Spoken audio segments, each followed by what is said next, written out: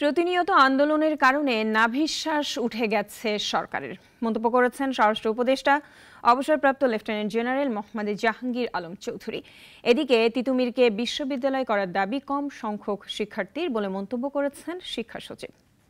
আন্তর্জাতিক মাতৃভাষা দিবসকে সামনে রেখে সচিবালয়ে অনুষ্ঠিত আইন শৃঙ্খলা সংক্রান্ত উপদেষ্টা কমিটির বৈঠক শেষে সাংবাদিকদের সঙ্গে কথা বলেন স্বরাষ্ট্র উপদেষ্টা অবসরপ্রাপ্ত লেফটেন্যান্ট জেনারেল মোহাম্মদ জাহাঙ্গীর আলম চৌধুরী।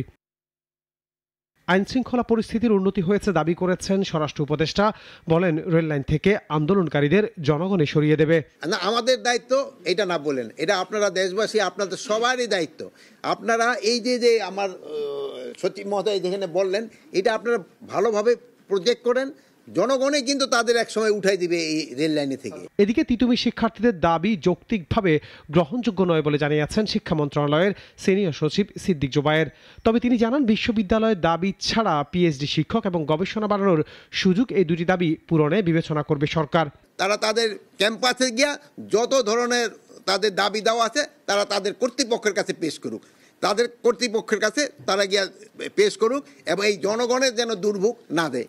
বিশ্ববিদ্যালয়ের দাবির সাথে কলেজের আন্দোলনে নাই এমন শিক্ষার্থীর সংখ্যা বেশি মন্তব্য করে শিক্ষা সচিব বলেছেন, তাদের পরীক্ষা এবং পড়াশোনা নিশ্চিত করতে হবে। আনোয়ার হোসেন, নাগরিক, ঢাকা। 250টিরও বেশি ডিজাইন অপশন নিয়ে ওয়ালটন স্মার্ট ফ্রিজ, বোঝে আপনার প্রয়োজন।